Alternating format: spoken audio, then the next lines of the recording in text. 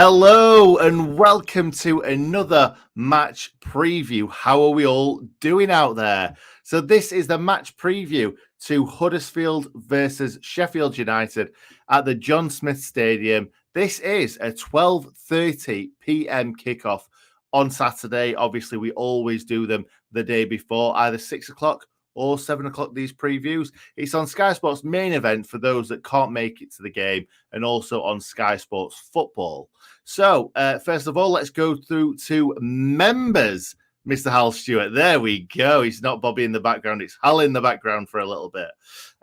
So we've had two new members. I was just going to say the names, but I didn't write them down. So let's swiftly move on from that. 31 members up to now. So if you want to become a member, all you've got to do on your PC or laptop or Android phone, not iPhone apparently, all you have to do is click the join button. It's a big blue button right next to the subscribe button, as I always say. Also, you can subscribe to the Sheff United Way clips. Make sure you go over there, subscribe. It's just like this channel, but shorter for those that have got a shorter attention span. Anyway, Hal, I'm going to bring you in now. How are you doing, my good friend? Oh, good. It's just brilliant to be back doing one of these. It's great when we're winning, isn't it, to be talking about games of football, because it felt like last season we were doing this more out of, like, just had to, you know? Necessity. Yeah, I couldn't think of the word, but that's it. There it is for you. There it is. Thank you. Yeah, do you know what? This is one of my favourite videos. I think it's my favourite video because it's just me and you having a chat and having a bit of banter. And do you know what? When we weren't playing very well, I still really enjoyed them. But now we are playing well. It's even better. Yeah, do you want to do me show off this top as well? Go for it. Ole, ole, ole. I was singing that all day at work as well because of the top. Yeah, I've been wearing this all day. So it's been one of those good days. And I put it on Twitter as well. And it was nice. Nice hearing people say, I'd buy one of them. Oh, good, good. Maybe one day. Maybe one day. I bet that smells really lovely if you've had it on all day. So shall we crack on into it? Yeah, go on. Look at last game, because that was another good one. Yeah, I'll look at last game and I'll say goodbye to Hal. So first of all, Morgan Gibbs-White being back. What an absolute treat for us all. Yeah, we've lost Ryan Brewster, which is devastating. But we do get Jebo back, and we do get, for me, our best player from the whole squad, Morgan Gibbs-White. He came on in the last game. He obviously wasn't as exciting, not exciting to watch. He was coming back. He's coming back from an injury, isn't he? He's not going to be match sharpness, but he obviously managed to create the goal for Billy Sharp, which was absolutely fantastic. The second one. It's just nice to have him back. And really, if we're going to lose someone like 𝐍𝐸 and a player like Ryan Brewster, it's nice to have someone like Morgan Gibbs-White back in the squad. Also, George Baldock, gorgeous George to those of you out there.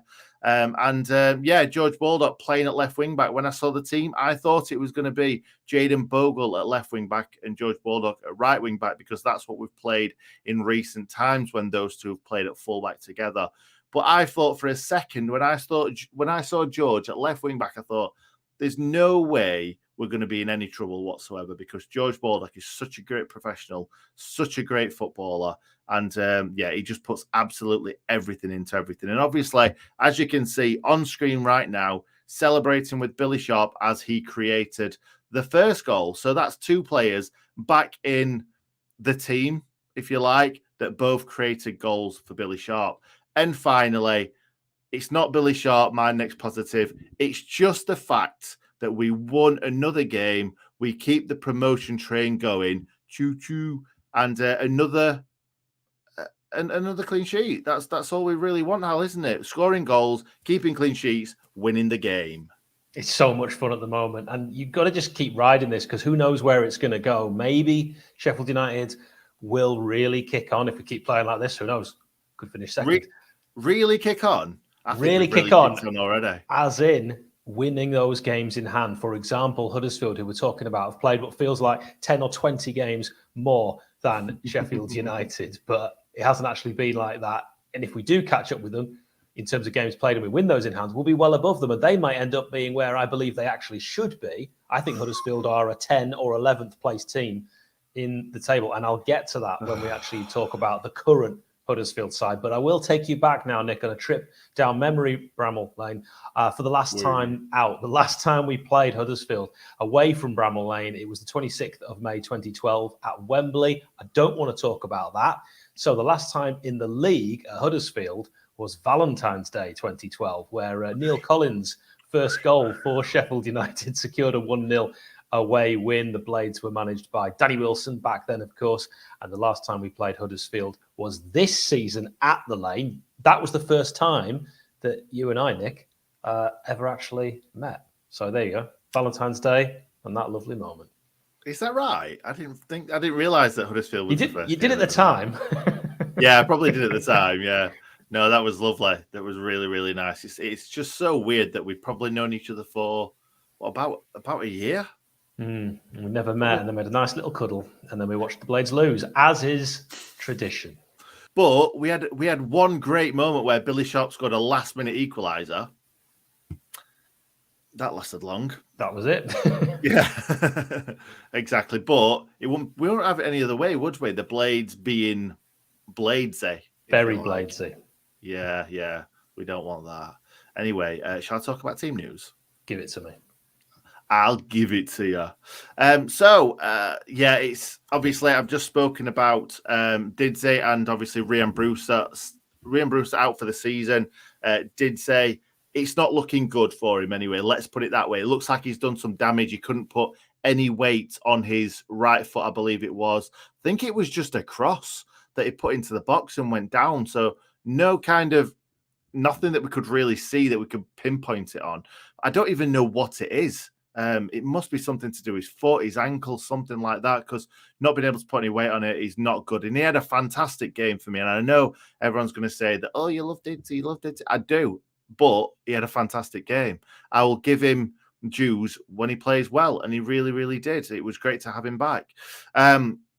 We've obviously also got Enda Stevens and 𝐍𝐨 that are missing out at the moment. 𝐍𝐨 is back in training, as they say, back on the grass. So we might see him back very, very soon. I'm sure Hal will be very, very happy with that one. Also, Enda Stevens had a slight setback during his injury recovery. So he'll be back soonish, but not as soon as 𝐍𝐨. We had Stuart McCall on earlier, debutising in instead of Paul Heckingbottom, which was fantastic to listen to. I could literally listen to Stuart McCall all day long, every day, talk about training. I know, I'm sad. And really, what the other thing I wanted to do, Hal, I'll quickly bring you back in, because Jack O'Connell, that's all gone too silent for me, hasn't you? Yeah, Jack O'Connell's magic, but he's not been able to perform any kind of trickery to get back on the grass in a time frame that any of us would have expected, would have imagined. I remember the first time hearing that he was injured. It was just before that Leeds game, wasn't it, in the Premier League last season. I was driving to my sister's to pick up my nephew Theo, who was going to watch the game with me because he was a Blade back then. Let's not get started on that. And hearing the news on the radio and just thinking, I remember we sat in the car and I just had my head in my hands and I thought, this is going to be huge for the season. And I remember getting out of the car, walking to see Theo, and he was waiting by the door with his Sheffield United everything on and one of his big foam hands. And he just went... And his Jack O'Connell shirt. And he just went, you're late. My sister said he's been waiting for you for an hour and a half. I wasn't in the car that long. That's just how excited he was. Oh, bless him. Bless him. Anyway, I'll bring up on screen right now the players that I expect to play in this game. First of all, we've got League One Words in the goal. That's just picking up clean sheets for fun at the moment. Jayden Bogle next up, right wing back extraordinaire. Absolutely fantastic recently. Chrissy Basham, defensively, a little bit suspect at the moment, getting beat quite a bit and kind of losing his men, but he's brilliant going forward. And he gives absolutely everything for the cause. John Egan, colossal at the back. Next, we've got, it's either going to be Robinson or it's going to be Davis. Obviously, we know that. So let's see. Robbo played in the last game. Davis played in the game before. Next up, we've got George Baldock. There's no way on God's green earth that he should be taken out of this team after that. Absolutely fantastic performance. Not in his right position, and pulling out a performance like that, especially how long he's been on the sidelines too. Ollie Norwood, obviously, he's got to be in there next to Conor Howrahan for me. I think those two next to each other, they proved the other night that they can definitely play together, even against a good side. Then, believe it or not, I've gone for Morgan Gibbs-White. Now, this might be a little bit too early for Morgan Gibbs-White, but really looking at who else we've got on offer, whether he goes for Ollie McBurney possibly up front with Sharp with Ndiaye just behind. Obviously, Ndiaye's my next choice. And then Billy Sharp up top. Billy Sharp scores lots and lots of goals, but there's also a lot of players that could come in. Obviously, Ben Davies, a possibility. John Fleck, a possibility. Sander Berger, a possibility. The options are endless. We've got a great squad right now, Hal. They're not endless because of Rhian Brewster and David McGoldrick and Jack O'Connell, who we've already mentioned there. Let's give a little shout out to Kane Ashmore, who says, love the content, lads, up the blades, and has done part of the super chat, giving us £5. If you would like to do the same, please do. Every penny you give goes towards our not unsubstantial running costs. I am going to talk about the boring bit that you skip through when you watch this later. It is the opposition. Huddersfield Town, unbeaten in 11 league games, a few draws in there. Check out Roy's View from .com to read how the natives are still a bit restless despite this run of form. They last lost back in November. Back-to-back defeats to Queen's Park Rangers and Middlesbrough. I can't remember who Borough's manager is at the top of my head. Never mind.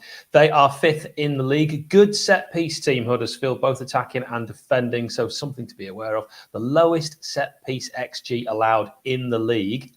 United have the second lowest set-piece XG allowed. So this is going to be a game where I wouldn't expect to see a goal from a set piece. Bottom 10 for open play XG against. Only Reading and Bristol City have allowed more shots from open play. So get at them, Blades. This is your rallying cry. I've given you the blueprint.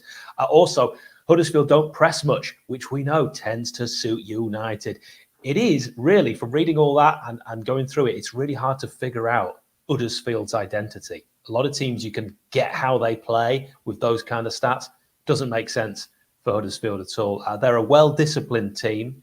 Josh Karoma, you might remember him, scored against us at the Lane, may get the nod over Daniel Sinani. Dwayne Holmes could also be a possibility.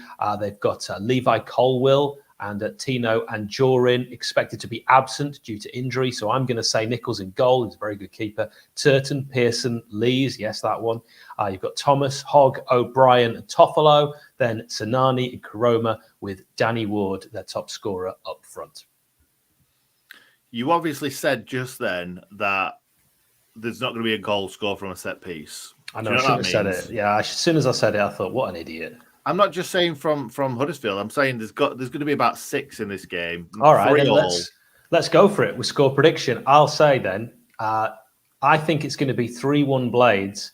2 of those are going to come from John Egan from set pieces. And I asked Theo, who I already spoke about, my nephew, who's 6, for his prediction. He also said 3-1. He reckons Billy Sharp, Sander, I'm not going to say a surname because people don't like the way I say it, and Daniel Jefferson off the bench. Wowzers. Daniel Jefferson might not even be on the bench, but let's hope he is. Let's hope he comes on and scores because I want to see him score loads of goals this season. He said in one of his interviews that he wanted to score 10 for Burton. He wasn't able to. He scored 9. Let's just score 10 for the Blades. And I absolutely loved that. So I'm going to go for a 2-1 Blades win. I've said 2-1 literally like 3 weeks on the spin. I got one of them right. Hopefully I'll get a second right. Say 2-0 and you're fairly safe under Hecking, but I'm certainly at home. He's won every home game at Bramall Lane 2-0. Also, let us know in the comments below whether you're watching this live or later, your score prediction. Let's look at the referee for this one, James Linnington. He is from Newport in the Isle of Wight. He has taken charge of 19 games this season in all competitions, issuing 82 yellows, 2 red cards, and he's given 2 penalties. But Nick, you might want to put those huffs and puffs back in because he refereed our, thank you, 1-0 win at Craven Cottage. Oh, maybe he's a little bit of a lucky charm. Yeah, that's the only game I could find refereed for us for a while. So yeah, You don't need to say, don't say anything else. Not a big enough sample size, but okay. No, it is the right amount of sample size. It's 100%. True. Right. Okay. So shall we talk about player connections, mate? You can go first this week. I will go first because that's what the order that I've got them in. Yeah, that's the reason I said it. First of all, I'm going to go for Mr. Danny Cadamartere. The thing is, what I remember mostly from Danny Cadamartere is him being ill on the Neil Warnock documentary. Get in the bath, Danny. You're going to make me feel sick. Love it. Love it. That's the only thing that I remember from him.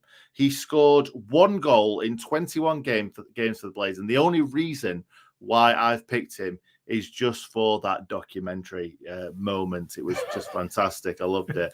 The other reason why I've picked him as well, actually, is because he played 44 games for Huddersfield, scoring not a massive 5 goals. But really, he's had a bit of a funny career. A lot of games for Everton, 92 appearances for Everton, believe it or not. He obviously burst onto the scene at Everton. Everyone thinking that he's going to be this incredible player with his short dreads and shaved undercut. 13 goals for Everton, but yeah, it didn't really happen for him in his career. It could have definitely gone a different way, but it wasn't to be. John Stead for me, please. Nick, a man who started his career at his hometown of Huddersfield Town. He is 38 now, and he's hung up his playing boots, getting into the world of coaching, finished his career at Harrogate Town. But he played for the Blades in 2007-8. I thought he was a really brave striker. 39 appearances, 8 goals. Premier League-wise, he was the right player at the right time. I just remember goals that at the time seemed crucial. Charlton, particularly memorable. And of course, he was so brave in that final game at home against Wigan, all to no avail. That one sort of still hurts. And then didn't really get as much of a look in under Brian Robson the following season. And off he went, but a really top pro and one who's had a very, very good career. He went to Ipswich after United. Yeah, I'm going to mention those 2 games as well. I'm glad you did. There was the West Ham game where he scored an absolute worlder with his left foot right into the far corner from outside the box. What a goal that was. But that Wigan game, when you said brave, straight away I thought of that Wigan game when it looked like he'd kept us up, but wasn't to be. Anyway, Ollie Norwood, Hal. Ollie flipping Norwood. He is flipping right good. Put one in the box, son. Let's hope we see that. Obviously, played for Huddersfield Town before us. Obviously, he's still playing for us. 117 games for us. That is just the permanent move. So it's around 140 games, something like that. He's only scored 4 goals, believe it or not. Do you know what? I thought it was more than that.